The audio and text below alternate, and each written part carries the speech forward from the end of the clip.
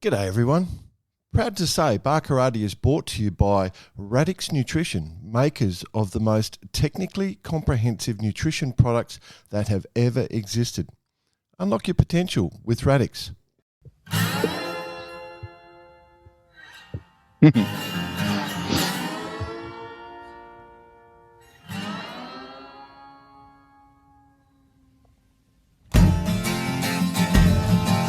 G'day listeners, welcome to Barkarati the Sailing Podcast. My name's Jordan Spencer and it's that time of the week where I get to hang out with some really cool sailors, but I do have to share the mic with my two idiot mates. Another one with the sniffles still this morning, it's Mr. Brett Perry. Greetings, exalted one. How are you, mate? Oh, mate, I've got to tell you, went out for a little sail yesterday in the short offshore series here in Sydney, which is a nice little jaunt yesterday from Sydney Harbour out through the heads down to Botany. Well, nailed the start, nailed the corner, kite up first, sailing on a little 36-footer. Had a ball, got down there, had a great time, looking really good. The excitement's starting to fill in to potentially win the race on handicap. And we were just cruising our way back. And as we will probably discuss during the show later on with our guest, it was a little westerly gradient with a little light nor'easter starting to feel off the coast. Yeah. Well, we were the only boat that found the transition, didn't we? Between the two, we parked. And because we were in the lead, Everyone went around you. You know what happens. Yeah. Don't go that way. Yeah, no. So we found ourselves in this little hole, and from definitely leading and winning the race to lose and come last by 45 minutes on IRC. Nerd. Yeah. It was a burn, but that's why we love sailing so much, because you never know when it's going to slap you in the back. Cool. I'd love to bring in the other bloke. He had a voice that could make a wolverine purr. Oh. He's supposed to be here. He's in Saint-Tropez. It's 6 a.m. for him. He is supposed to be here. Saint-Tropez. Saint-Tropez. He said he's here. I suspect the pre-event briefing drinks may have caught him out. But anyway, first night fever, commonly known as. Yeah, first night. Anyway, if he joins, we'll just let him roll into the show and just keep going. So hopefully he'll be joining us. He is supposed to be on the air, and we'll just keep rolling. And if his voice comes in, then everyone take the piss out of him when you're listening. You just yell at the podcast. That'd be good. That's a good picture. And driving along and a bunch of people yelling and screaming all of a sudden. You idiot. All right, sure. Yeah, well, good on you, BP, going for a yacht. I'm very jealous. Oh, look, lovely conditions other than that 25-minute period where we were just sort of stuck there doing nothing. We've got a massive jump in the upper stratosphere temperatures over Antarctica, I noticed this week. So that's going to mean... have we? Yeah, it's so that'll slow down the winds around Antarctica because of the less gradient. So you're going to see the low pressure start to expand, which means we're going to get more westerlies and drier air. So expect we could be... It doesn't happen. It's only happened a couple of times in 60 years. So in the last 60 years. Just an absolute table of knowledge, aren't you? So, well, the last two times it did happen, we got massive... we did get those massive fires. Well, don't say that. Yeah, no, that's what I'm saying. It's a bit scary. So, but yeah, we should get... It was going to be a really wet spring, but now it could be really dry if that sticks around. So it's a bit of a surprise for everyone, but did notice that. So not that I've got a thermometer in Antarctica, but in the upper stratosphere. I've read some reports, that's all. All right, our guest this week. He said, did he? He said, yeah, he said. Yeah. Now, our guest this week is one of our favourite blokes in the world of sailing. I think he's one of everybody's favourite blokes, actually. He crosses over into a whole lot of classes, obviously champion skiff sailor, champion coach, champion commentator, champion windsurfer Wally sailor. So very much embedded in multiple communities. He's got just an all-round champion fella, right? Champion bloke. Everyone wants him around. But it's been on the cards for many years to get this guy on the show. So please welcome him to the show now, Andrew Dolly Divola. How are you, Dolly? I'm all right, fellas. Yeah, long-time listener, first-time caller. Now, Jordan, you might be be talking me up a little bit too much there, mate. But I'll take the compliment. Thanks, mate. And I didn't know you were getting your weather reports from Shackleton down in. Yeah. Yeah, he's got his thermometer. He's still there. Yeah, it's on a very long tower, very long pole. No. One of the things for me, mate, when if for those who don't know, if you want to catch Dolly's voice, you can go onto the 16s coverage or the 18s coverage. So some media guys who do all that coverage, which we love, Dolly is one of the voices that you'll hear, and I really quite enjoy your analysis. You and I think a lot alike. So Geez, Dolly, be careful there, mate. In terms of the way you see a race course, is what I'm saying. Oh, okay. Yeah, well, I thought you meant we see the same therapist. No, I refuse to do therapy. I'd kill the therapist. Kill the therapist. Yeah, well, they'd kill themselves, if you know what I mean. How'd you get into sailing, Dolly? Mate, I was very lucky. I grew up in a place called Clontarf, which is on the shores of Middle Harbour. My grandfather was a professional fisherman and a boat builder, and my dad was a sailor, a yachty when I was growing up. My dad was a folk boat man, mate. Oh, yeah. And so anyway, I started sailing at a club called Clontarf Junior Sailing Club, which I think it started in sort of the 50s, and it shut down in about 74 or something. But I started sailing Manly Juniors there, and went in the Flying 11s. If I told you everything I sailed, we'd be here. That'd take up this whole interview. But yeah, went into Flying 11s. Clontarf Juniors shut down, and we all went over to Middle Harbour Yacht Club and Middle Harbour Skiff Club. Yeah. Sailed Ants and Cherubs, and about that same time, and I'm going to date myself here. About 1976, the first windsurfers came to Australia. Yeah. And I got one of the first ones that came. Interesting story from that. My old man had just bought the family a laser. Right. And that's not a very big boat for a family. No, exactly. Where did you sleep? As a family, we did go out on the folk boat, which my dad sailed with one of his best mates. But I digress. So windsurfers came out, and I said to my old man, "There's these things called windsurfers. They look really cool, right?" Yeah. And we hadn't never seen one sail one because they were on their way to Australia. And Rob Mundell was bringing the first container in. Wow. Oh, and God, there we go. And I said, all my mates. So I'm talking about Greg Hyde, Graham Ferguson, Matty legend. Hayes, everyone that lived in Clontarf, Balgowlah Heights, the Spit, were getting a windsurfer, and I had to have one, right?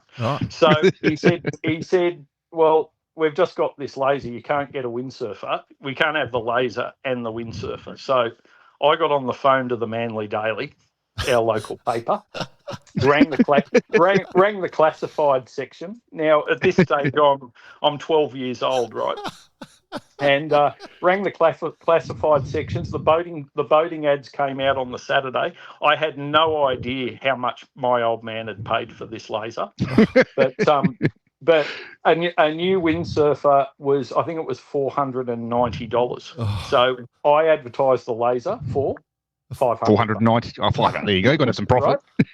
Right? Phone rang off the hook. Sold it the next day.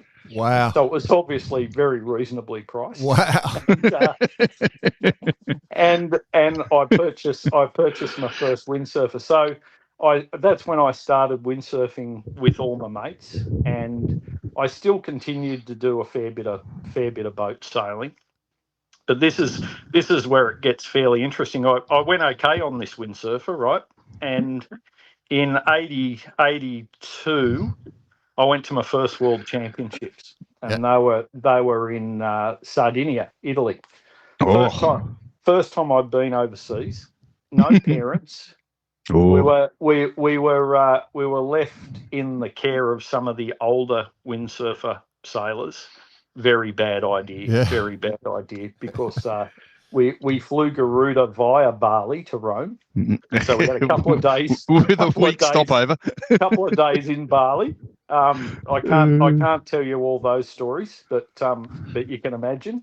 And off we went to the world titles. Now we did the Italian nationals first, and the presentation night at those nationals was held round a resort swimming pool, and they made these 2 gigantic cakes that were iced to look like a windsurfer.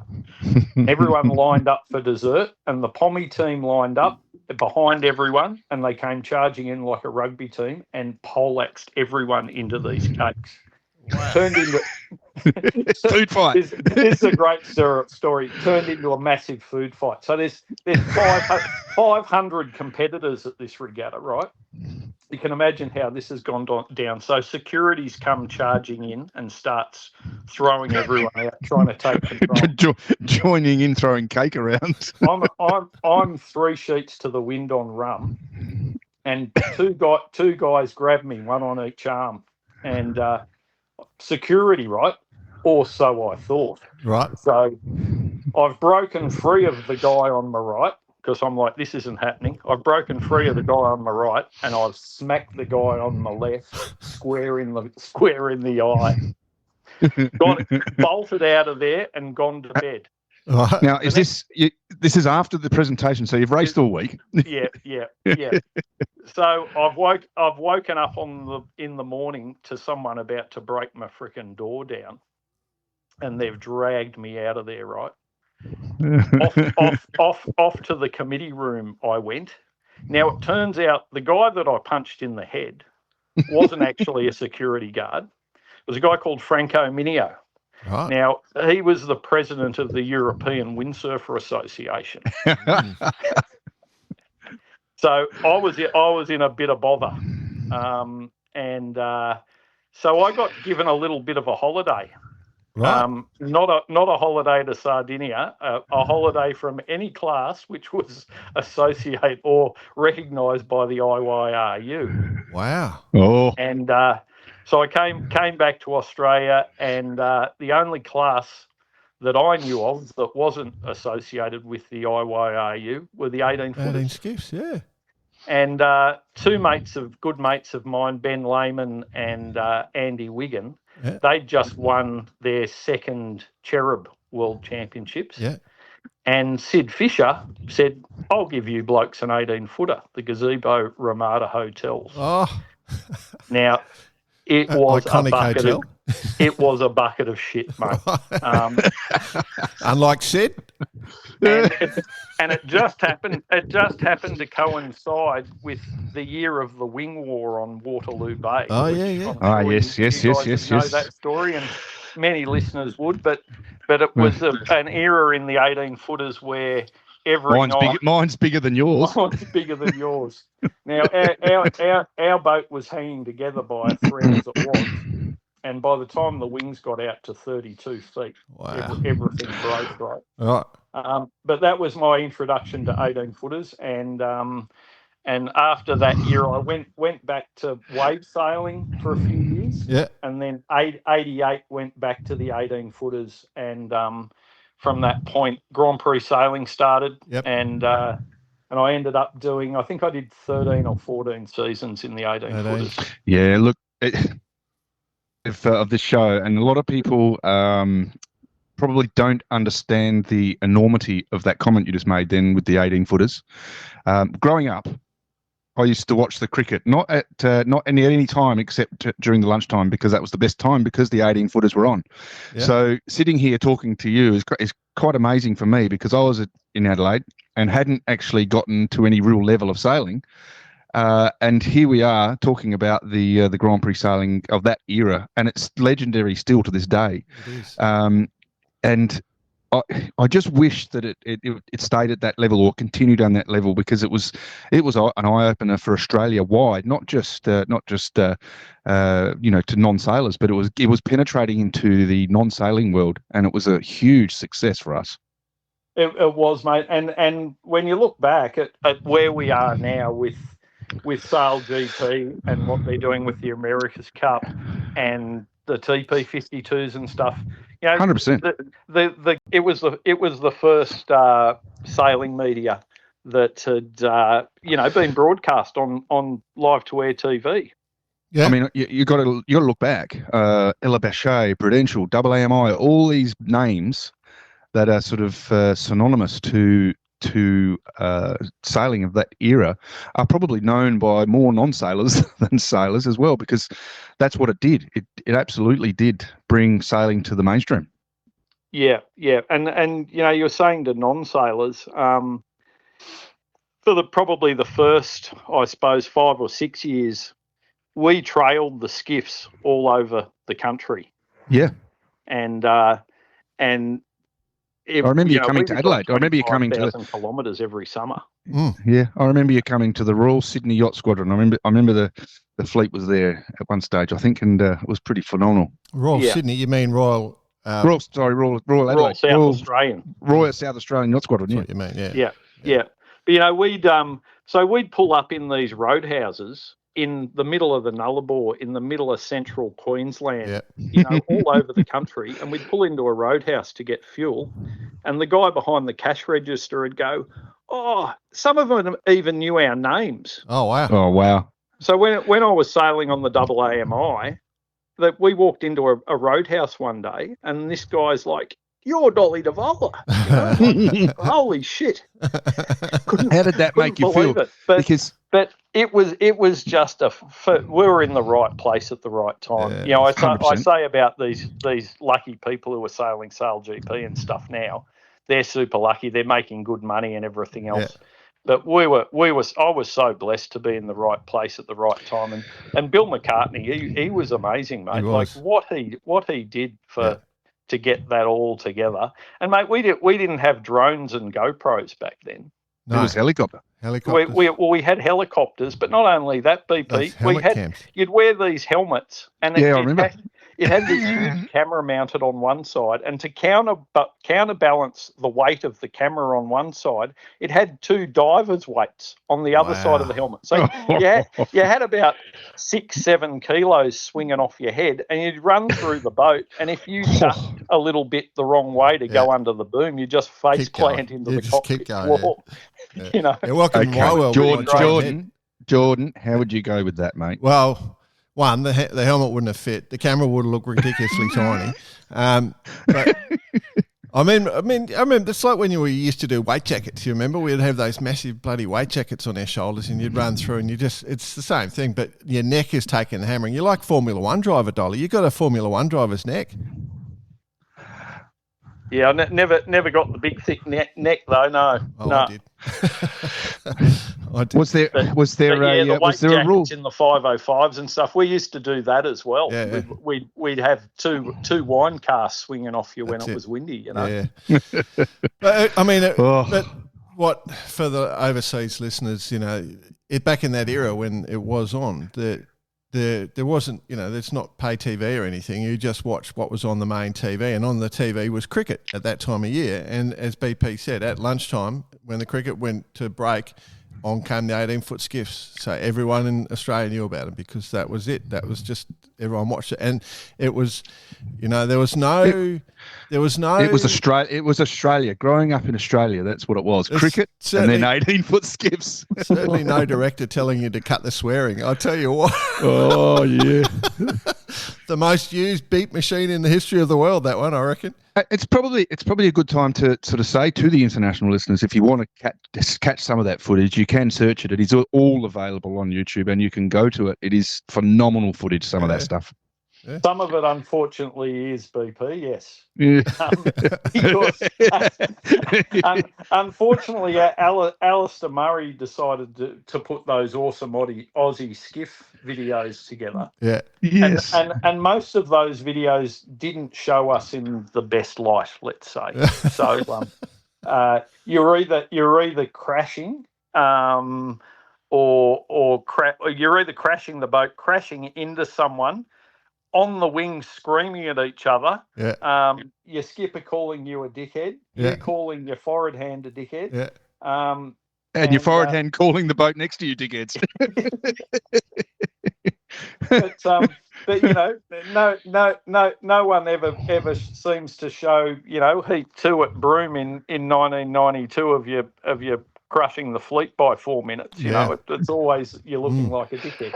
Yeah. There's nothing wrong with that. Certainly a good golden era. So do you remember that time period that you've talked about where you weren't allowed to sail any IYRU events to back to then? That's like almost a decade, mate. It's almost a decade? Yeah.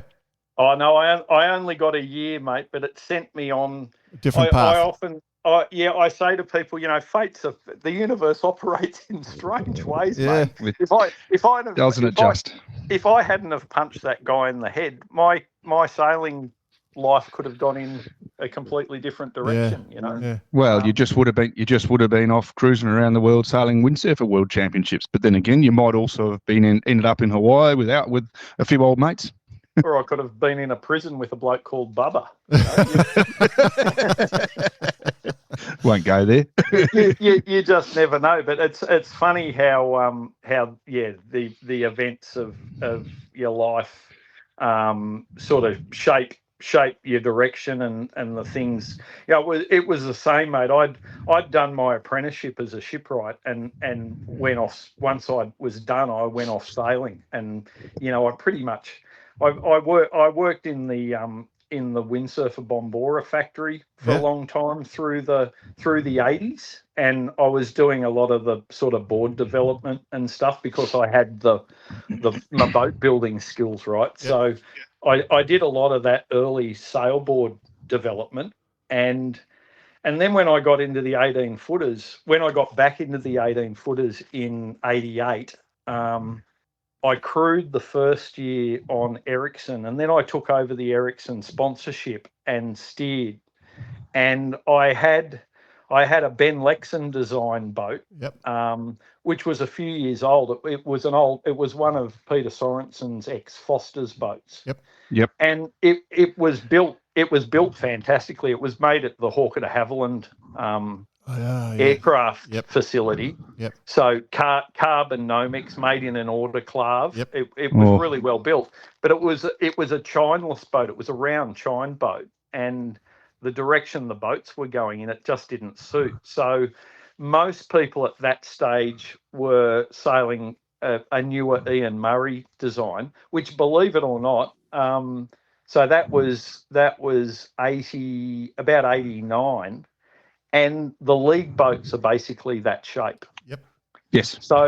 So there was a mould. Trevor Barnabas of Chesty Bond fame. He had a mould, and I went, well, I need a boat, and I can't afford a boat. I didn't have a big enough sponsor to build a new boat. To have someone put a boat together for me. The only way I can do that is to build it myself. Yep. So I built a new Ericsson, and we pretty much did everything ourselves. Michael Rennie helped me. I went to his factory because I didn't have a factory, and Michael Rennie helped me build the boat, but I basically did all the grunt work and built it in his factory. Built the masts, built the wings. I had Tony Hannon sailing with me, so Tony and I made the sails, and we built a brand new 18-foot skiff for $25,000. Right. Wow. Which that was a lot of money back then, but at the time, people who were buying boats, ready to go, were probably paying $60,000-$70,000. Yeah. Which was the price of a 2-bedroom unit in Sydney at that point in time. This is for international. This is Australian dollars, so yes, and it is a lot of money for a toy. So I built that boat, and then I ended up. I thought this boat's too wide, and I didn't like the spring in it and stuff, and because I was sailing the 18s, I'd got to know Julian Bethwaite obviously pretty well. So me and Jules were always talking boats, and I knew Frank really well because Frank did a lot of stuff with me when I was in my junior sailing. I used to get my foils and I had rotating wing masts on my Flying Ant and stuff. And so I knew the Bethwaites well. So I said to Jules, I wouldn't mind building myself another boat. And I got sponsorship from Skilled Engineering, and I built this boat. And a lot of shit goes on in my head, boys. I'm a bit of a mad professor, and so I built this boat, and all the ideas that I had that I thought could make an 18-foot skiff better, I put into this one boat. Way too many ideas. Way too many, yeah. Way too many ideas. This thing was like a dart. It was as thin as anything. Its front sections were as fine as hell. Wow. And I built a high. One of the problems we had was boom load on the mast with the vang would put the mast badly out of column. Right. So I built this high foredeck and mounted the boom to the boat instead of the mast. Oh yeah. And it was angled up. Yeah. And I had a retractable pole in it because I thought if I could get further forward on the line without the pole, because they were judging a bit off the pole. Yeah. And also we had huge poles back then, so it brought the weight back into the boat, so you didn't hobby. Yeah. Too many ideas, boys. Too many ideas. How did you turn down wind at the top mark with a boat like that? It was pretty hairy, mate. Yeah, it had huge extensions back off the rear, off the back of the wings. Like so a whole body back behind the boat. Oh, mate, when you were down the back of the bus, all three of you were probably a metre behind the line of the transom.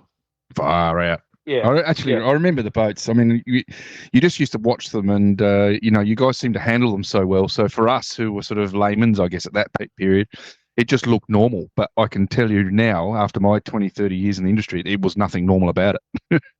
But one of the things that came out of that boat was because I had this crazy boom system, I couldn't get enough vang tension, right? So came up with this idea. So me and Jules and Frank are sitting around. We spent a lot of time drinking coffee and talking shit. And that sounds familiar.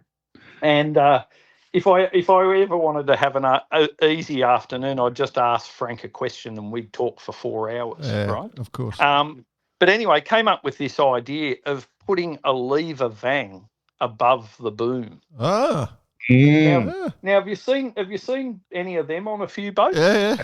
And listeners, if you're smart, you're onto it. So they didn't exist at that point. Yeah. So we put that on, and guess what? It worked. Yeah. So Jules had just taken on the Amy sponsorship at that stage, so we put on the Amy as well.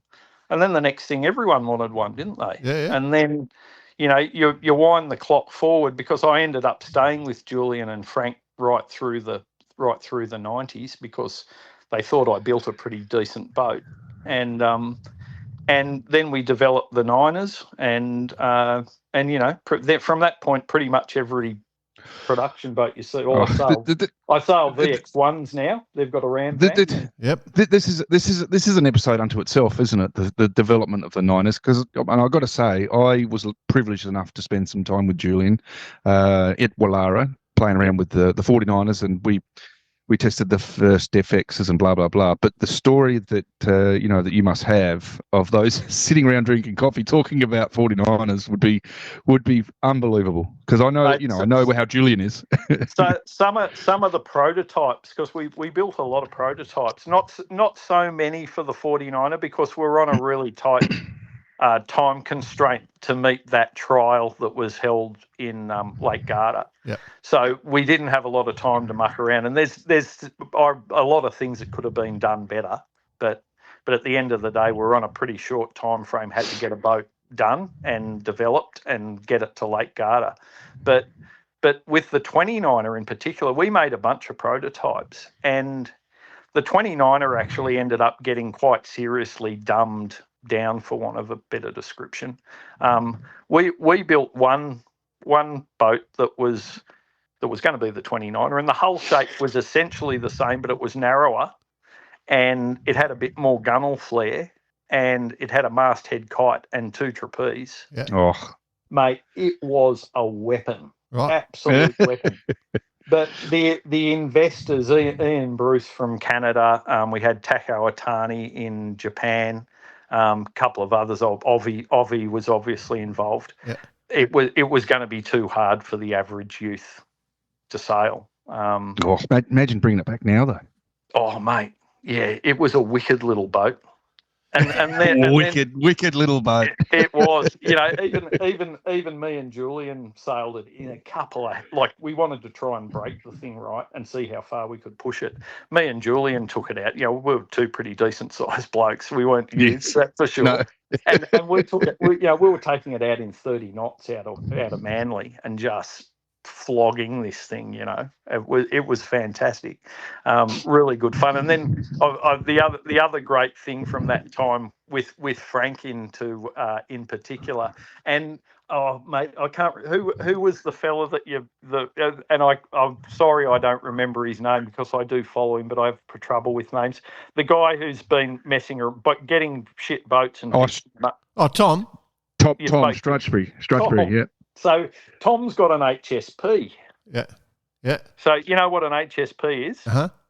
High speed project, but at Bethwaite's we affectionately called it the highly suspect project. Yeah. And when Tom picked that up, I actually sent him a few messages and gave him a bit of info about the HSPs. But we built a whole bunch of prototype HSPs that we'd go out. We had an 18-foot two-handed one that was about 20 feet wide, and it had an 18-foot Skiff number 2 rig in it. All right. And mate, that thing, yeah, how we didn't die, I don't know. It was oh God! Look, I can see it as clear as day because having gone sailing with Julian a fair bit on the 49, I know exactly how hard he pushes. So. And doesn't Bloody say cool. anything. And doesn't say anything, right? No. He's the quietest man on a boat. Yeah. Oh, he's a beauty. Yep. Yeah. Actually, well worth catching up. Actually. Yeah. So that's sort of. I told you I could talk your ears off, fellas. That's a brief summary, mate. I've sailed everything. I've had a few yachts. I've had a jog yacht. I've sailed far 40s. I've pretty much. There's not much I haven't been. I love sailing all different boats. And now I think, as you blokes know, I do a fair bit of sailing in the VX with a mate of mine. Yeah. Dave Hyde. I also know, Dolly, you're pretty bloody hard on boats. I mean, I was sailing a couple of weeks ago, and we ended up turning right without wanting to. Yeah, I don't maintain the boats, mate. Yes, yeah, I know. We had this discussion off air, didn't we? So it was a fun day, though. Yeah, good fun. And I just love sailing. I'd love to get out for a sail on an X2 at some stage. I just love sailing all different kinds of boats. And I've been foiling. I've had a Moth. I've got an IQ type windsurfer. We'll get on to the windsurfers, but you've got the VX. You've got the VX, so let's talk about that because you love that boat as well. My mate Dave owns the VX, and me and Dave got together because I used to coach his daughter many years ago, and he was looking for something. His kids had grown up. He was looking for something to sail, and I'd already done a bit of VXing. So I was trying to promote VXs in New South Wales. So I had like a demo boat, and yeah, I won't take credit because I plugged away trying to get them going in New South Wales. It was a really tough ask. It is.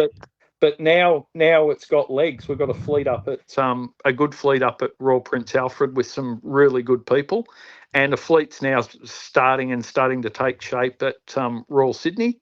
Yeah. The people down at Cronulla are interested, and they're having the state championships there in I think it's November out of Cronulla.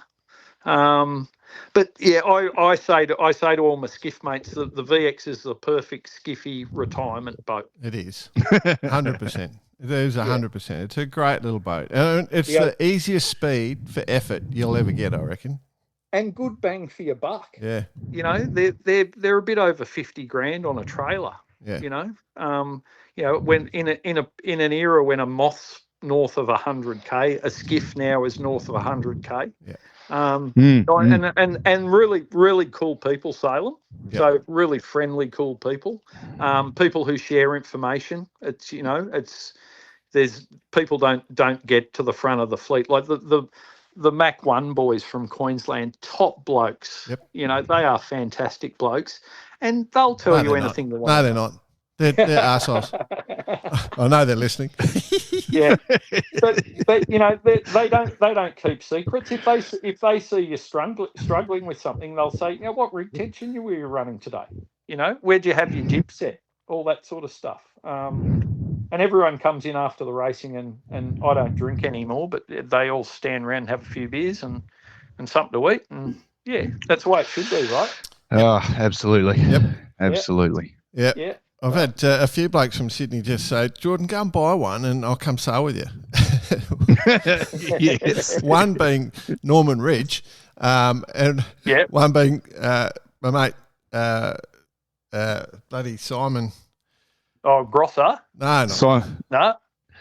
I've been Big trying Simon. to get... Simon Red. Simon Refo. Refo. Yeah. I love to death. Refo. Oh God! Refo could sail one up. Yeah. Well, him and I are a perfect match. Well, actually. him and his voice. Yeah. Refo, larger than life, old Simon. Larger than life. You guys probably know Simon Grosser too, don't you? Yes, well. I know. Yeah. Simon very well. Yeah. I've been trying to talk Simon into getting one. There's a bunch of people at RPA that are, I think, they're not too far off. Yeah, getting converted. Yeah. Well, I'm coming up. Brooklyn's bought one. Oh, is he? Yeah. Well, I'm coming up to have a sail with you in the next couple of weeks. Well, I think we said. Yeah. Cool. You guys need to come windsurfing. Yeah, that's where we need to go. We do. need to talk about. Yeah, let's talk about that because that's what this stuff. show's about. No, it's not. But I did in your discussion there. You were talking about your time in the Bombora factory, which is, you know, that was a very cool thing as a young kid. Mark Paul was the man. Everyone knows now he's at Gardner. Back in the day, he was dating this really wonderful young lady by the name of Sarah Kenny, who's grown up to be this amazing vice president of world sailing. It's just and still a wonderful human being and produced some very talented kids. And they've stayed together that whole time. And she loves you, mate. Like there's just no question. Like we love Sarah. She's one of my favourites, but she loves you, doesn't she? Like she's got a soft spot for you. And she is such a good windsurfer.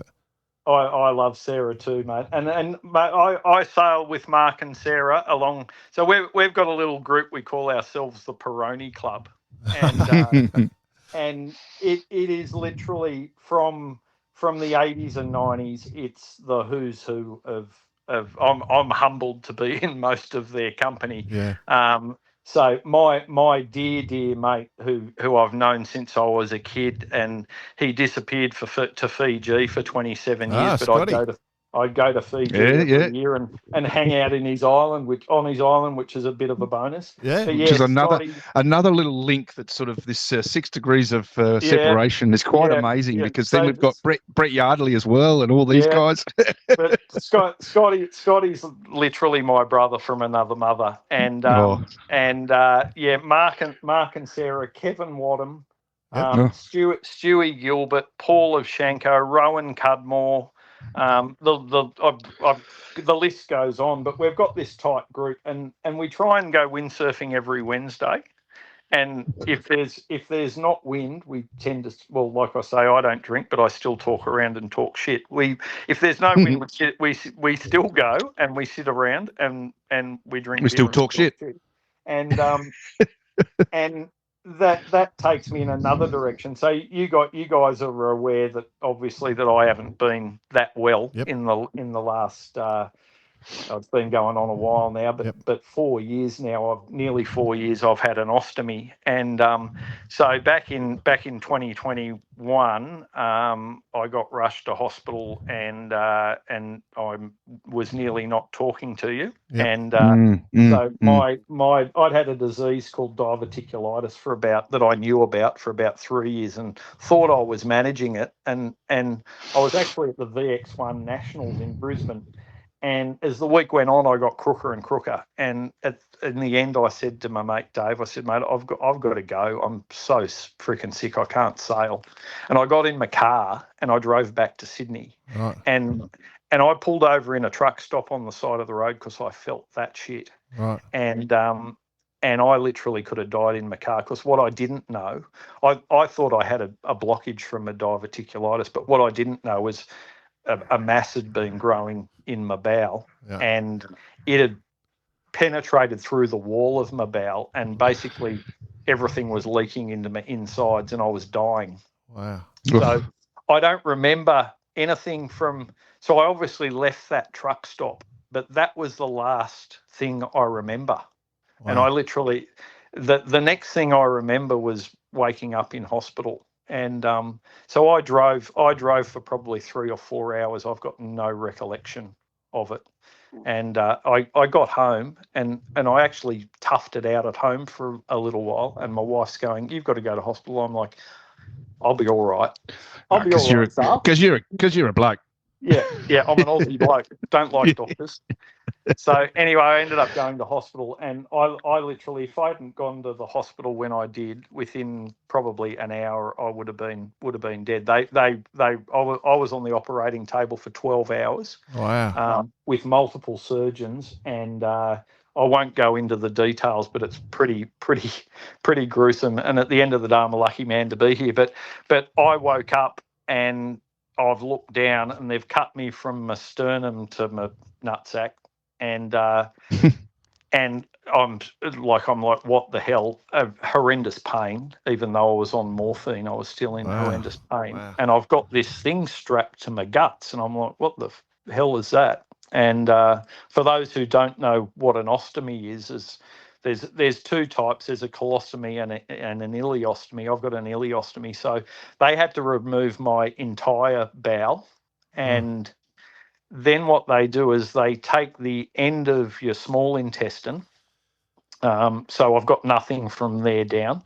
They take the end of your small intestine and they poke it out through a hole in your belly, and that's called a stoma. And then what you do is you stick a bag over the top of that. Yep. And so basically that's my front bum, I call it. Yeah. But being a stoma, everyone who has a stoma now, they're more common than you think. Yeah.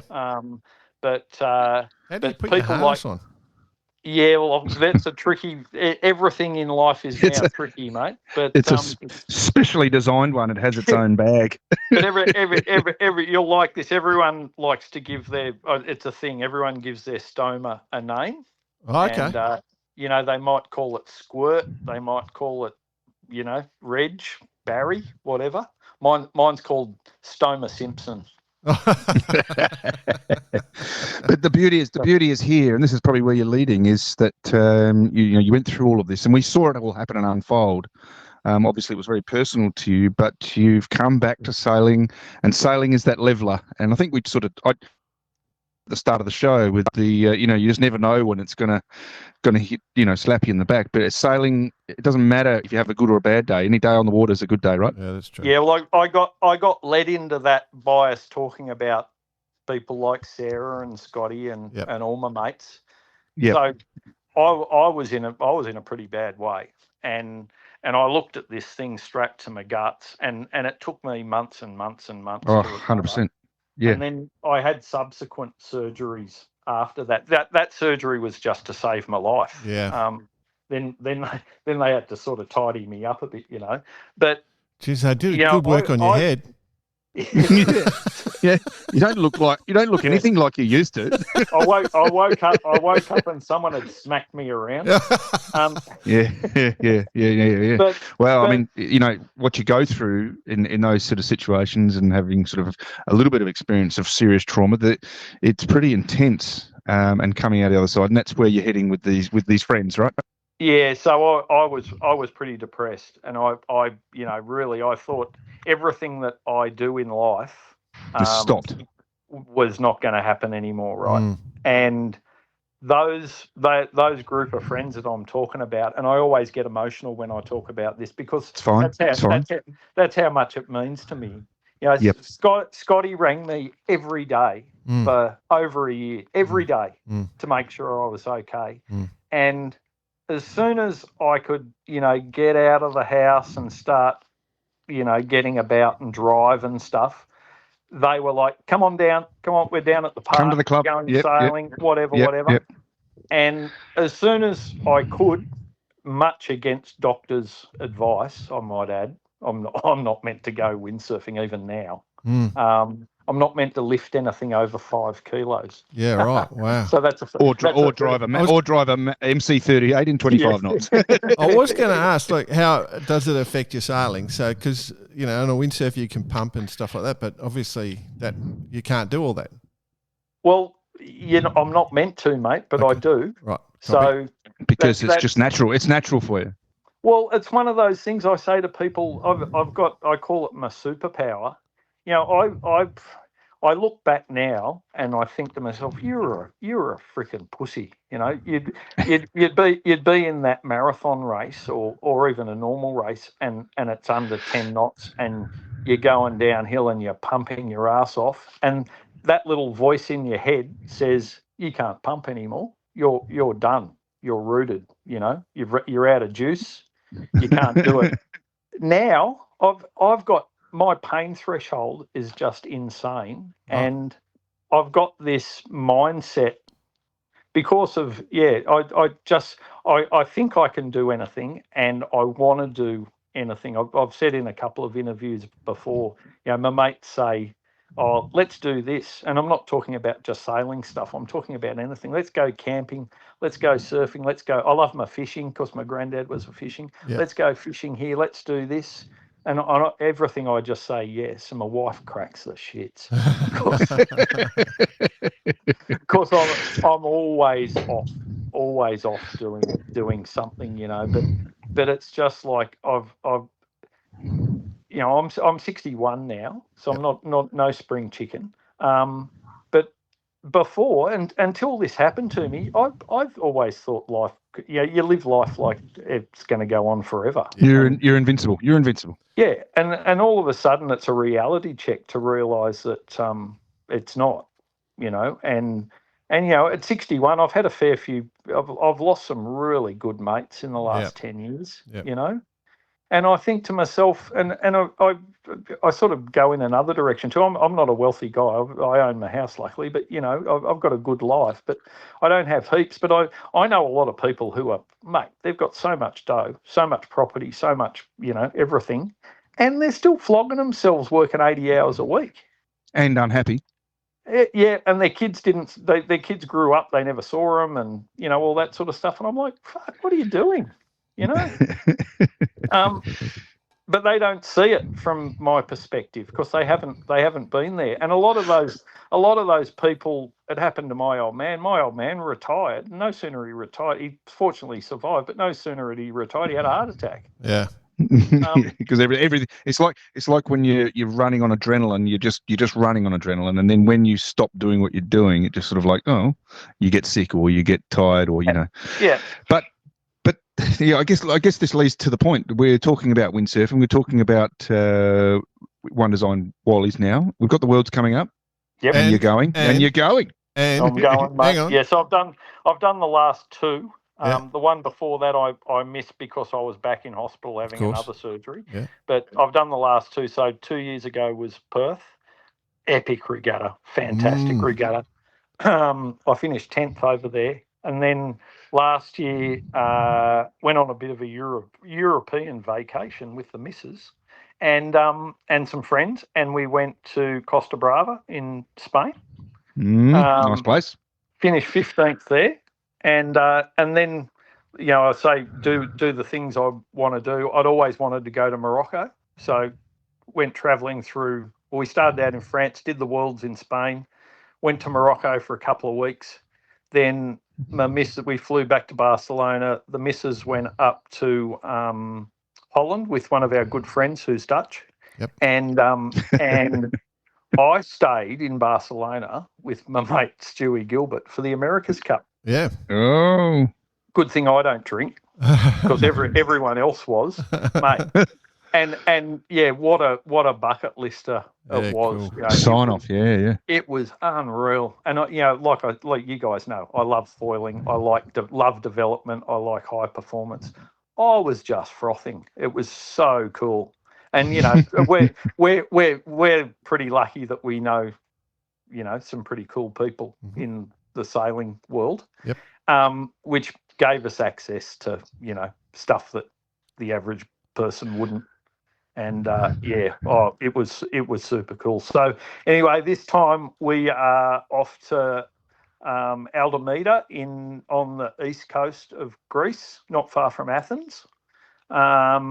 This regatta, the previous two had been really well organised, well in advance. This one, and we had, I think we had about 300 in Perth, and we had like 350 in Spain. Numbers are going to be down at this one a bit because of the late notice they put in place. And I originally wasn't going to go, and we sort of made a bit of a late decision, and I've had some pretty awesome help from some people to help me get there.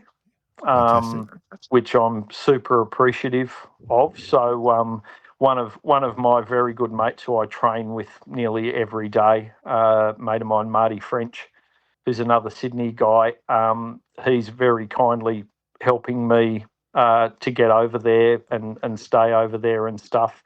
And Pat and Dan at Vycobi have sorted me out with some new sailing gear. That's where this has come about. That's how I saw this. I'm like, there we go. We've got to push this one. So one of your own sponsors. So they're not sponsoring me, but Pat's a champion bloke. I just love Pat, and Pat also does a bit of commentary with me from time to time with the 18-footers, and he's so good at it too. He is. So they've helped me out, and that infectious smile, which you just can't help smiling back at him. He's just a top bloke, and honestly, he helps so many people. He does. He's into so much stuff. He's like he's going to be listening to this. Let's stop here, please. Oh, sorry, don't want him getting a big. No. Keep it going. Yeah, mate. And I think you probably saw BP. I actually went to see Pat to help out. You probably don't know the backstory, but I do some coaching over in Fiji, and one of the guys I was coaching over there, a young guy called Villy, comes from nothing, mate, and he's such a lovely. I call him a kid, but he's 20 something. He qualified for the Paris Olympics and went to the Olympics, and I was so stoked for him. He comes from nothing on this little island. He's got like 3 generations of his family living in a Besser block box, and he's an Olympian. Beautiful. That is just the coolest thing ever. Anyway, Villy I was over in Fiji recently, and the gear, you should have seen the gear he was going sailing in, and he was about to go over to Europe for some regattas, and he didn't even have a wetsuit. So, So I went and saw Pat, and I said, mate, I know you're such a top bloke, and I've really, you probably helped some people who can well afford a wetsuit, And this guy, and he said, Dolly, mate, of course, goes without saying. If you say he's deserving of it, but mate, tell us what he needs, and we'll send it over. So. Yeah, just credit to Pat. And then he said, what about you, mate? We better get you in some gear. And I said, that's fantastic. So Pat. So that's great. But I do have to duck down there this week because the pants Dan picked for me off the shelf are the wrong size. So I've got to go and change them over. But the Vycobi factory, the Vycobi team are pretty helpful. So it's awesome. They're fantastic, mate. And it's a great brand too. And I was involved a bit with my business with the paddling community, which is really where Vycobi started because Pat's a mad keen paddler. Yep. So that's where we're going with that. So with the Worlds, I think at the moment we're a bit shy at 200 competitors, and you guys are probably aware, but the listeners aren't. We race in weight divisions, so there's 4 weight divisions. Perth I was a medium weight, and then Spain last year I was a heavyweight. At the moment I'm teetering between heavyweight and super heavyweight. Now I've been looking at who's competing. Now you want to be the blocks are about 10 kilos, 12 kilos. You want to be light for your division. At the moment I'm looking heavy in the heavies, and I want to try and get into the super heavies. So I've been eating as much as I can, but like with my condition, it's difficult. It's difficult. So, and I've been sailing every day, so I'm just burning calories, right? So now I'm wondering if I'm going to make the super heavies. What's the weight? What's the weight you got to get to super heavies? Well, you don't know, because what they do is they weigh everyone, and then they divide you into 4. Yeah, but what do you know? What? Oh, right. So you don't know what the category, the weight is itself. They just had the Europeans, and the cutoff will probably be about 86 kilos. What, for the super heavies? Yeah. Jesus Christ! What am I going to be? Well, no, monstrous. I was just thinking, BP, we could show up. A few of us could show up, and we could bump the weight average right up. You know, like that. Well, interestingly, normally if it was an if it was a Australian national championships, the cutoff for the super heavies would be 90 something. Yeah. Well, I'm still above super heavies then. Well above. But the Europeans are the European people are pretty light, so that drags the numbers down. Just for the listeners out there, I'm in the gym 5 times a week, so I'm not super fat. Don't worry about your ego. Yeah, it's all those sailors' lagers you'd shove down your throat. Yeah. But the other thing is, obviously, if you're on a wally, like they put the window down at your shoulder height. I don't understand, like the top of the window's at shoulder height. Can't see a thing, so watch out. Normal size human beings. Yeah. It's pretty cool. So you think you'll get there, Greece? So it's you're just living the dream, mate. You're having as much fun as you can. Oh, mate, I love sailing. I love what I do love about the Windsurfer boys, and I've listened to you guys talk endlessly about classes, about costs, about how complicated shit is. Development classes, like you go and spend 100K on a moth, and in 6 months' time, something better comes out and it's worth 20, right? Yep. I've spent my life racing skiffs. Now, when I was racing the 18, I'd spend all week working on the boat. I'd drive to the boat park at 10 o'clock in the morning. The start was at 2. We'd race for an hour, and then I'd go home and work on the boat for another week, right? The Windsurfer, I think brand new now, they're about $3,500. Yep. You throw it on your roof. I can rig and launch anywhere in 5 minutes. Yep. You could literally, if I had a job, I could literally leave work at 12 o'clock, drive down to Manly, rig my board, go sailing for 40 minutes, come back in and be back at work at 1. Yep. What other sailing class can you do that with? Wingdings? Well, you're also proficient enough you wouldn't have to get out of your suit. You could just wear your suit and tie on the board, and out you go. You just have to make sure you don't, take your shoes off, because they'll get wet.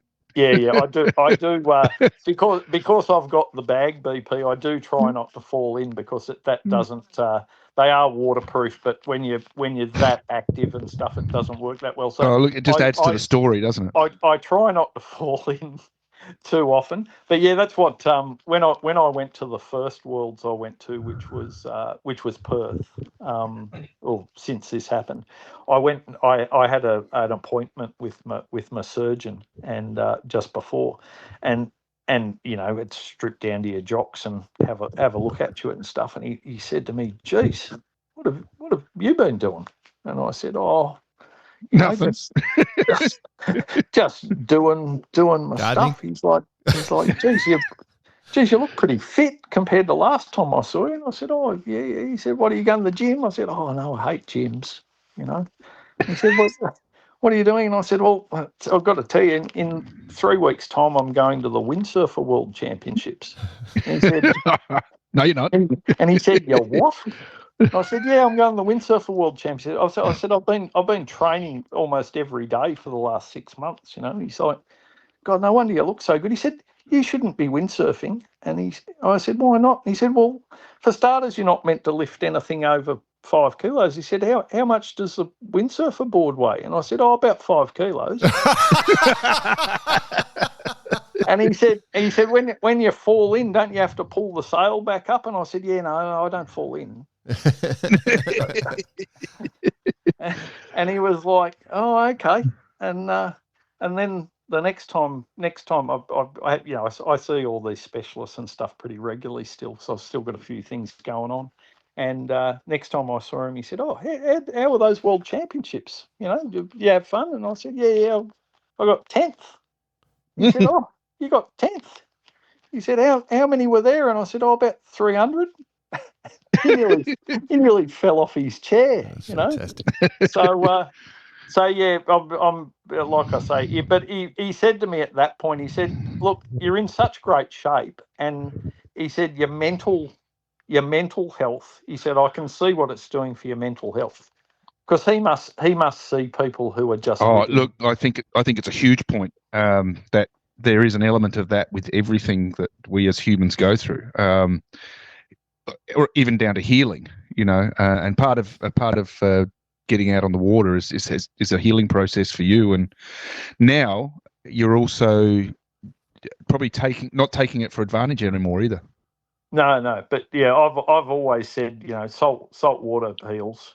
And like I said, mate, coming from a family of watermen, it's kind of what I grew up with. And yeah, for all of us, right? We're sailors. Well, it doesn't matter if you're a sailor or a surfer. I don't surf much anymore because of the bag, but yep. I did love surfing as well. But yeah, can't really do so. I've had a go, but it doesn't really work that well. Paddling is difficult. So I was speaking to some of the guys at the surf shop the other day, and they said, "Oh, maybe you should go supping." And I'm like, "Oh, when I was a surfer, you know how much I hated suppers." Yes. Well, anyway, is what it is. But the point is that you're out there, you're doing it, you're going to the Worlds. Yeah. You're ready to go. Yep. How are you? Are you obviously hoping to get into that top 20 again? Obviously, would be a good number. So that's where we're thinking. Oh, mate, I'm hoping for top 10, but you just don't know until you get there. And for me, boys, it'll be quite condition dependent as well. So I've got a real sweet spot of sort of I'd say 14, 15 to 20. Because when it's like that, I can hook in and just send it, and you're kind of locked in. You're in control. I can rail upwind. I'm quick, and then downwind you don't have to pump so much. Yeah. So when it gets lighter, the younger guys in particular, like the people who sailed RSXs and stuff, who are half my freaking age, I might add. When it's light, they can go hard, and the lighter people have a big advantage also. And then you get to the top end, 25 to 30. I can sail in it okay, but there's probably guys who are quicker than me. So well, you're nearly to my range then. 35 plus is where it just starts. That's when Jordan kicks in. That's when you start flaming, Jordan. Yeah. That's when you kick the centerboard up and that's when he doesn't have to pump anymore. The board comes up over the top of the water instead of being one of you blokes has got an LT, haven't you? I've got one. No. Yeah, I've got one. Yeah, Jordan's got one. Jordan's got lots of things. I do. I've actually doesn't use them. I got the guy that I've forgotten his name, Al, the guy that used to be the guy for New South Wales. Al Hayes. Yeah, Al Hayes. Yeah. He had one he bought for the Perth Worlds, the first one out of the thing for the Perth Worlds. So it actually he needed to sell it. So I Bezzy rang me. I quickly went and bought it for him, so he was good. And I've only used it once, but I've got it there ready to go. But I've got sail number 1 because it's got hull number 1. Yeah. Well, Al tuned it for your body size. There we go. Well, okay. All good, mate. Hey, listen, we wish the very best for you over there. And obviously, get over there, have a ball. You do have the reverse curse. Yeah, so that's a good thing. Yeah. You do have the reverse. Yeah. Well, it's up to you, mate.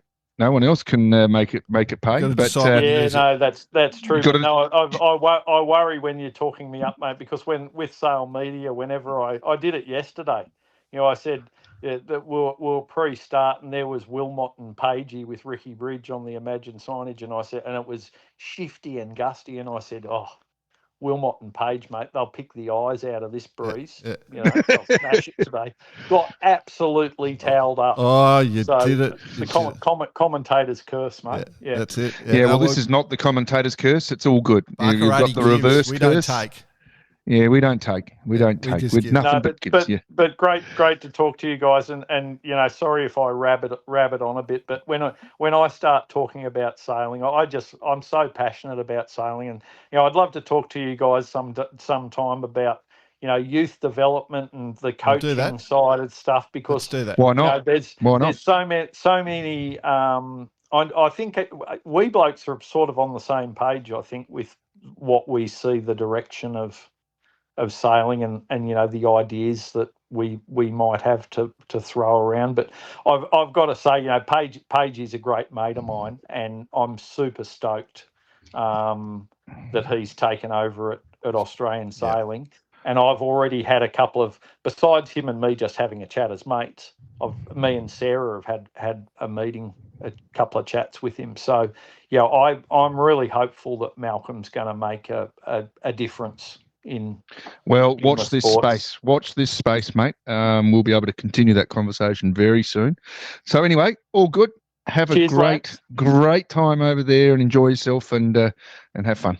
Yeah, thanks, guys. And anyone who wants to follow, you can look me up, Andrew Dolly Divola, on the Stalk book or Insta. And if you punch in 2025 Windsurfer LT Worlds into Facebook, there's a page, so you can keep track of follow the results going there. on. We start on the 11th and run through to the 18th, I think, so of October. So I fly out next Tuesday. But yeah, cheers, boys. It's been great to finally talk to you blokes, and let's go sailing again soon, BP. We'll see what we can break. Oh, yeah, loving it. Let's wait for a stink southerly and we'll go out and break something. Good on you, mate. Cheers. Cheers, boys.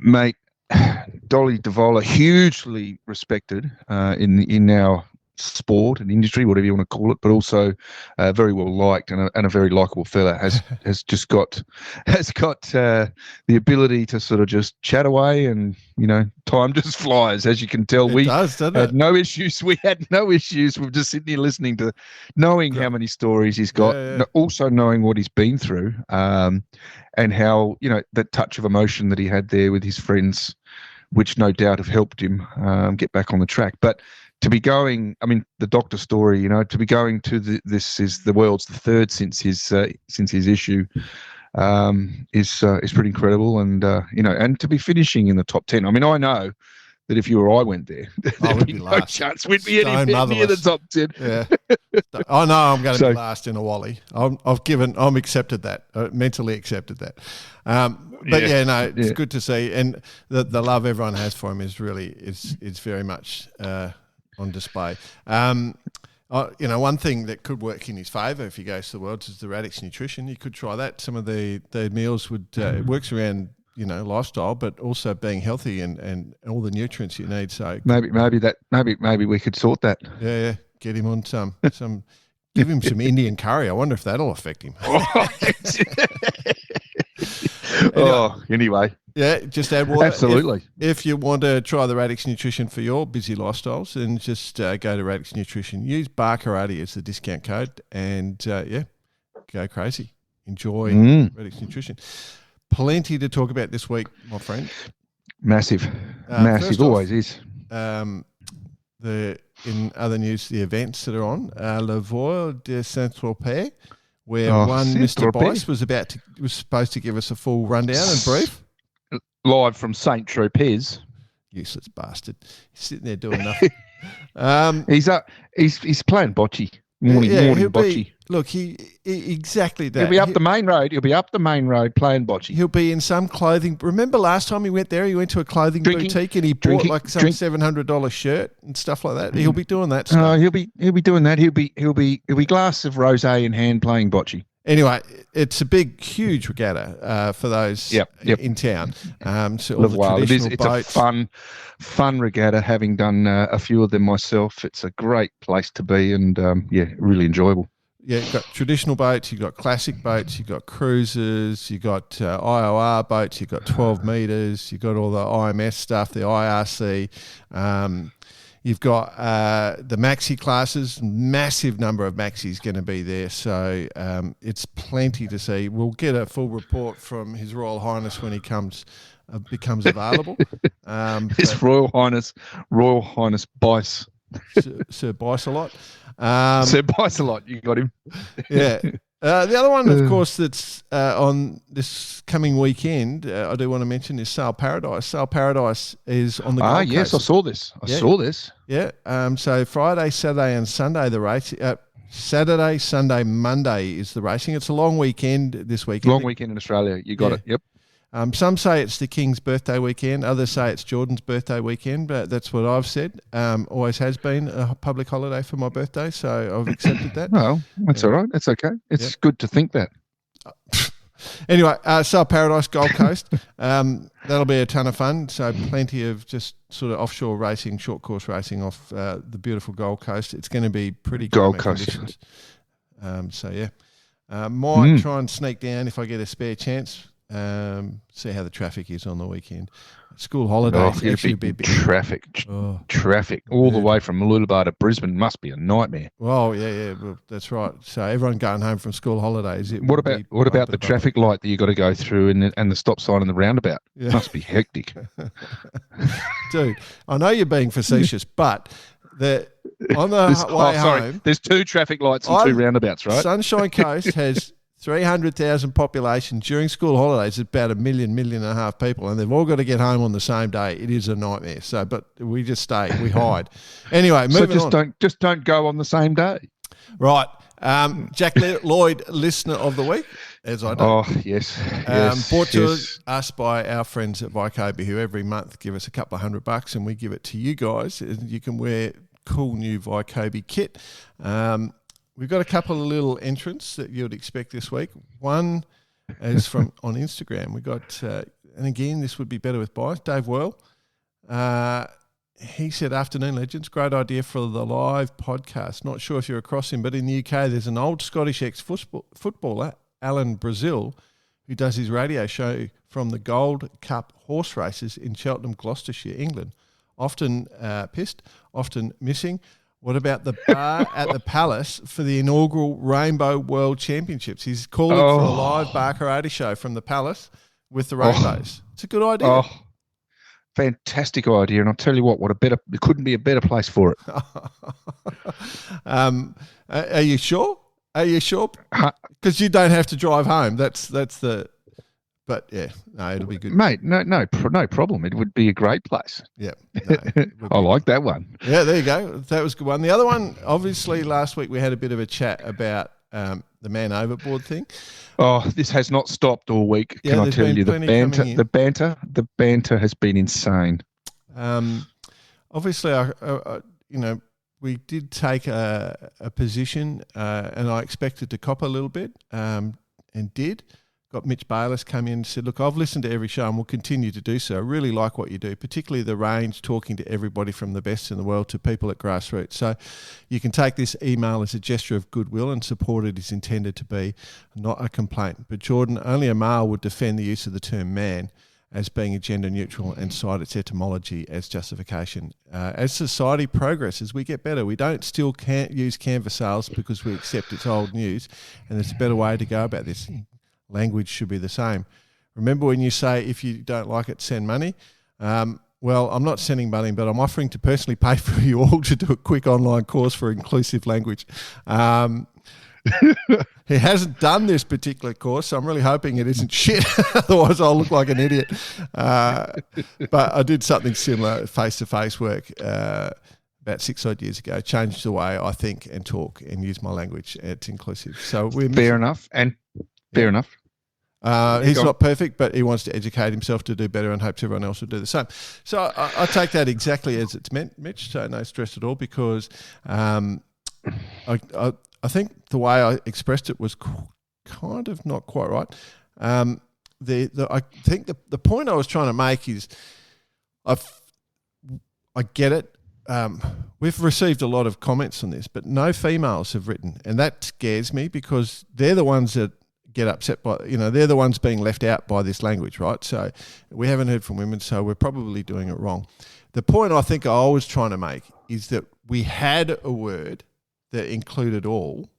The word has evolved to just mean the male sex, and now we're trying to find another word that includes all. And it's just, for me, being, I find it kind of frustrating that we're trying to recreate the egg. You know what I mean? Well, I mean, let's just take this one step further. The point is, obviously, it only matters what the women think, I think, in this situation. Yeah, 100%. But hey, Mitch, we listen to what you're saying. We know that it's a touchy topic. But another sort of side of that, John Schaefer obviously has tapped into this with what he does, being Ministry of Sailing and being a safety-based organisation that's pushing a lot of things into our industry at a higher level. If we look at the term "man overboard," it's a synonymous term for an instant reaction. Things change. Which, yeah, we get that. And look, we understand all that, mate. But look, to be honest with you, you're at sea. It's 25, 30 knots. You're in the middle of Bass Strait.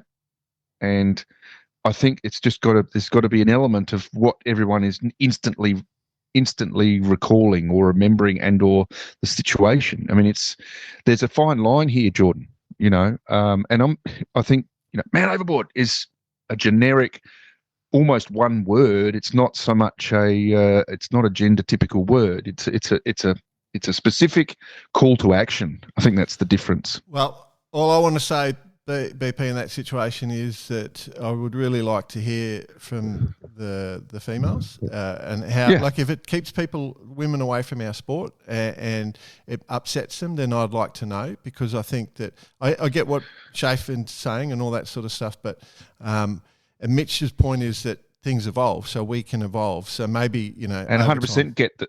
And it is. I mean, we're sort of going down a bit of a debate path here, you and I, about it, because personally, having been in a situation where your life is at risk, you really don't care.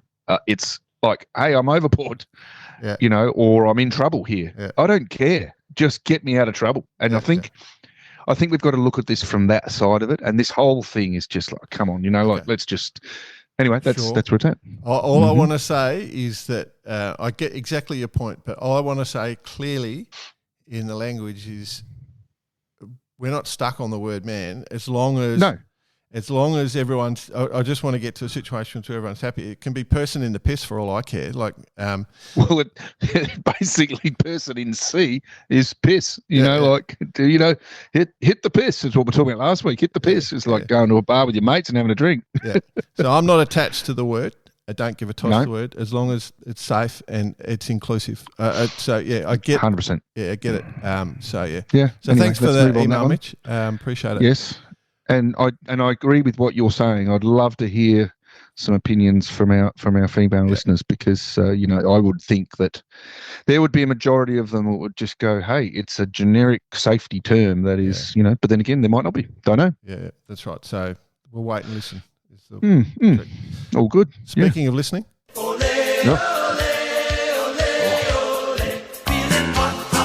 It's hot time with Bike. No, it's not. It's a sad song. No, it's getting cold, isn't it? Oh well. I know he wants to be here. He just can't. He's running a lifestyle. It's hard. It's hard for everyone. We've got plenty to talk about this week. And speaking of controversy, it's hard being popular, isn't it? I suppose.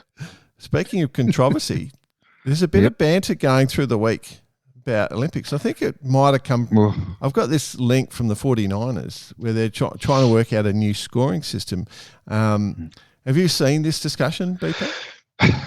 I've been sort of more verbally discussing it with my peers at various levels about it. I've got a really strong opinion on it, but we can enter that discussion now. Seems we're in a debate mode. Yeah, that's right. Jay. That's right out there. Yeah. So let's go for it. Yep. Me against it. So you want to introduce it and tell me what it is, and then we'll go through it. Yeah. So the discussion is that from Olympic broadcasting, the data showing that it performed quite poorly at the last Olympics, and they're trying to work out why. And because we don't have grandstands. No, from TV broadcasting. So unpredictable start times, unclear duration, length of races, complexity of the sport, the current medal race concept can be misleading. So they're the 5 sort of points that they were identified as causing issues with the broadcast. And so they're trying to come up with a scoring system that provides simplicity. It produces a merit-based outcome. It's appealing to global audiences. So they're going through this whole debate. And so there's a few different models, which is just 30 minutes of tiers, which is just whoever races wins sort of thing. Over the line results, which is in a medal race situation, which we have been through this with two of our guests, both of whom were on the receiving end of I'm not going to say negative result, but a result that they probably didn't deserve, having gone through the regatta. Now, you might have a different opinion here, and we can talk about what it is that the IOC are wanting from our sport, because that's what it is. It's got nothing to do with our sport. In general, you don't go down to the sailing club and you're not going to have a sudden death, race after 7 days of sailing to decide the winner of a state championships in the Flying Ant, for example. Right. This is purely driven by the need or want, if you like, of the Olympic Council making sailing more interesting to gain people. Fair enough. Let's just leave that aside for a second. Yep. We've already discussed and spoken to people that have been on the negative side of this, and it is. I don't think it's a good thing. Well, let's talk about some of the ideas that are floating around. First of, 30 minutes of tiers. The other one's SailGP style, so you get the last few and then race them off in one race. First to win 2 from 8, so your first person to win 2 races out of 8. And then win the day. Win the day is underway right now. Win the day, win the race, yeah. Yep, that's underway right now with the Switch UK Nationals. That's going on right now as we speak. They're doing that. So the way they're scoring is that each day of the regatta is scored as a single series. So whoever's best on the day, you get a point if you're first. And then the next day you get a point if you're first again. And then so each day so on. A mini regatta, and they're trying to work it that way. There has been a post from Mickey Beckett, who's the British, he's a British ILCA sailor, Olympic sailor, campaigning in the Olympic space, and he said Olympic sailing is getting reformed and recycled. What an international regatta looks like is about to undergo the biggest change in decades. As someone who has lived and breathed this sport and doesn't want to see it become a game, the coming changes leave me feeling uneasy. Apparently, Olympic sailing isn't interesting enough and fails to captivate global audiences in the way that the mainstream sports can. If the sport is to remain in the Olympics, and if people like me don't want to be out of a job, then seemingly it needs fixing. My concern lies with the total lack of consideration for what is to be a competitor in this sport, or someone that aspires to be just that. The wider sport is being overlooked. This is my point. Where the existing link between Olympic sailing and its grassroots is already far too thin. The current proposals, the type which we just raced with the Sailing Grand Slam final, will make the Olympic sailing wholly unrecognisable to any grassroots participant, a dislocation which I don't think the sport will recover from. Realistically, a large part of the rationale for this change is due to the underwhelming spectacle of sailing at the Paris 24 Olympics. This wasn't due to lack of effort on the part of the athletes, organisers or production team. It was because there's usually no wind. no matter how well intentioned the change for the wrong reasons won't fix a problem we don't have. For some time to win Olympic sailing, you have to showcase the values that the sport is so well known for. You want to be the best, you want to win, you need to be tough, not Tour de France tough, but tougher than you look. You need to be patient, accurate, ruthless to a point few could understand. You need to be able to win a race without any idea of when it will start, what conditions it will take place in. You need to ensure whilst your legs scream for air so you can play the chess game against the rest. You need to be consistent. These are the Olympic values. He goes on and on. It continues for quite a while. But his point is that do we really need this change, I think, and do we need to separate from regular sailing? Now, you're saying no, BP? I'm saying no, because what's going to happen, and what on the point made there, is that he's going to change the format of sailing at all levels, because that's what you've got to be practiced for that kind of event. I don't see it. Just being the structure for Olympic events, because if you're sailing a boat, doesn't matter what boat you're sailing, if your dream or goal is to go to the Olympics, you've got to be practiced and seasoned in that type of sailing, where a normal sailing event, and look, there's going to be people who are going to disagree with this, but it's going to change sailing. There's no question. The irony of this whole discussion coming up this week is we just recorded the episode with Dolly where we talked about the 18s and the 18s on TV in Australia at cricket at lunchtime of the cricket, and how much people watched it, how many people tuned in and watched it.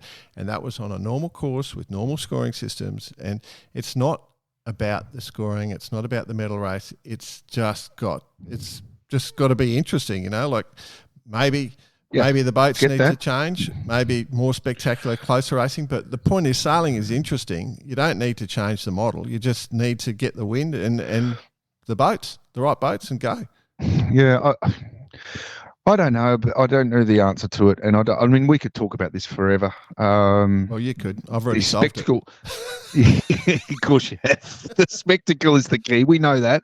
And that's why the 49 is there. That's why the 49er FX is there. That's why the kiteboarding is there. That's why the IQ falling is there. That's why the fin has disappeared. That's why the 470's gone mixed sailing, because it creates that element. There's a whole heap of things that are changing for that reason. I just don't want it to become unfamiliar to the general sailor to look after someone who might turn the TV on at 2:00 in the morning and to watch sailing for 10 minutes. There's the other point that I want to make. You're exactly right. So you by changing it, you've got a guaranteed audience of sailors, right? 100%. By changing which is huge. You might chase off that audience of sailors and not bring anyone else in. Oh, exactly. So we talk about this even without us really talking about it. Our instincts are built and forged over our whatever sailing experience we have, whether that be club sailing on a big boat or Olympic training as a kid growing up. It's a tradition that we should be proud of, and we should not be bending to these. We're not getting enough ratings, or we're not getting enough return from our investment. And if sailing deserves to be in the Olympics, right? The reason that's it. World Sailing is listening, of course, is that most of the funding comes from the Olympics, right? So when you get that too. When you're a sport in the Olympics, depending on what you rate and how you rate, that determines how much money comes to you from the Olympic broadcast. That's it. So that's why World Sailing is going to listen to it. They're not going to care about what we're saying, but that's how the model works. So hopefully they understand that sailing.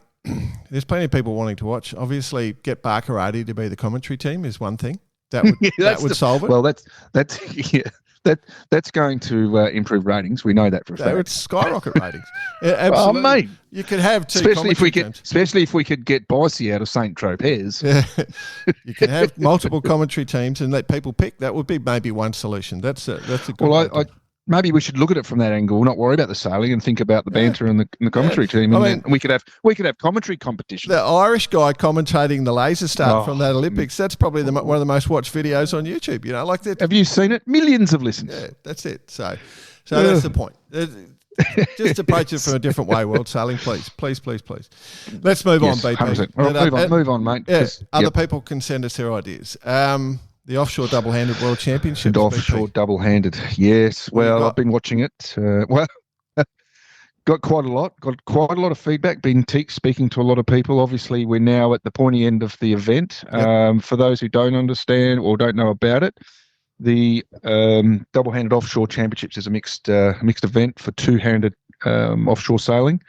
They've had 2 qualifying events where the top 5 go through, and I'm just playing here with my phone. The top 5 go through in each one, and then there's a repechage which the winner goes through. So we've had those. I'm not going to go through everyone. The repechage is still going, isn't it? No, it's finished. It's done. So sorry, my apologies. Yeah, no, so that's done. And for those who don't know, let's have a look. Anna Merchant and Aaron Mary from New Zealand have gotten into the finals. So there's obviously the list of the actual finalists. I can go through quickly one at a time. Let's just go here. We've got Solon Racing. We've got Germany 1, Sweden 1, Uruguay and Netherlands. So that's good. And then from the second group. Sorry, I'm just pushing buttons here on my phone. Curse coming in here. Well, yes, we've got France, Australia 2 have gotten through, the Aussie team. Liz Wardley and Lincoln Jews. There you go. Yeah, the Lisbot is in. the Lisbot. Bicey would love that. Norway 1, Canada. Our friends from Canada are in. Canada. And then we've got GBR, and obviously the 11th place comes up with New Zealand getting in. So that is going to be one to look for, which is, I believe, on the 1st. I think the race is on the 1st of October. So it's a cruising. It's based in Cowes. So if you're listening and want to update that, that's on Yellow Brick Tracker. You can watch that race unfold as it happens. I'm not sure the dates and or times, but there's some good sailors in amongst that lot. A little shout out to the second Australian team. Obviously got a 6th in their qualifying, so the top 5 going through. They then got a second. And then they got a second, which is our beloved Stacey Jackson. Got a second in the repechage, so missed out on 1 and 1. Yeah. 2.5 minutes behind. Wow. Yeah, and you look at that and you go, it just shows though, how full on it is. That's with James Whelan, obviously working with Stacey Jackson on that. Full on.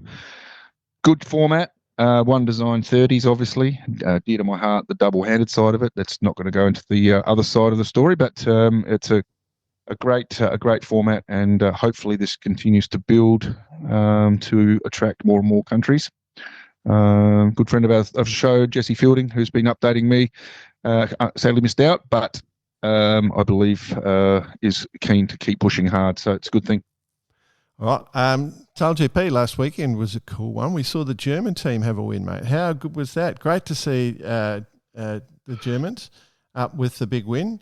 I don't know. How do you feel? I just feel that the reverse curse is just the way forward. I mean, if you can get yourself on this show and pocket the reverse curse, you're looking good, aren't you? Stewie Bithell, you're talking about a great guy, Stewie Bithell, the windstringer on the German team, led by Eric Heil. Aussie on there with James Wierzbowski.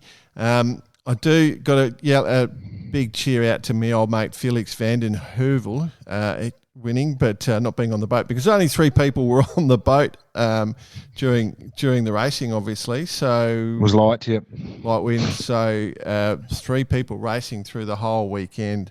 That was hard, so challenging. But the obvious thing is that the new foils were there. Yes. That's a big thing. And then we're off to Cadiz next weekend. So Cadiz. Yeah. So SailGP just continues to grow. It's good.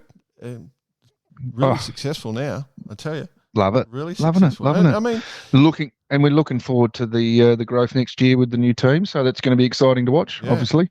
Yeah. Geez, got some bloody friends of the show just sailing these events. What are we going to do? Oh, everyone's having a good time except us, BP. We're just here to talk about it. We're missing out. Toiling away in my garage. Yep. Toiling away in our garage. TP52s. Another big week of racing in Porto-Cervo. Congratulations to the sled team taking it out. Phoenix into second, so Tina and Hasso's boat. And then Allegre into third. I think on the overall, though, American Magic Quantum Racing, geez, I think they're in for the series win. But that's it for them. Doug DeVos has pulled up. Have you heard this, BP? I haven't. You're going to have to tell me this one because this is quite important for the industry, the amount of effort he puts in. Yeah, so it was they won the season. Obviously, they had a dominant season. They looked pretty amazing. But as I said, sled won. But yeah, DeVos has he's been in the TP circuit since the start, but he's decided to step back. So he'll continue to own the circuit. I think he's one of the owners of the circuit, but that's it. He's not racing on the boat anymore. I think they're done and dusted. So that is the end of that team. So that will be a big hole. There's a couple of new teams joining next year. Yeah, there is. So it's not, and there's a couple of long-time players who've been sort of, working hard at the craft and have been sort of coming up through the ranks who are now starting to dominate. So that's good. Pat Preck, obviously, a good example of that. Been there for a long, long time, starting to get some results. So that's good. Yeah. So congratulations. Obviously, sailing in beautiful locations, having a great time. Everyone loves watching it. So very cool. 6 metre worlds have been on. We do like a classic boat, so a couple of divisions there. Obviously, the classics in the opens. Congratulations to the Momo 2 team in the open, and congratulations to Bribon team, which of course is His Royal Highness, the King of His Spain. Royal Highness, King Phil. Yeah, Phil. Great win. My mate Phil. Mate Phil. Yeah.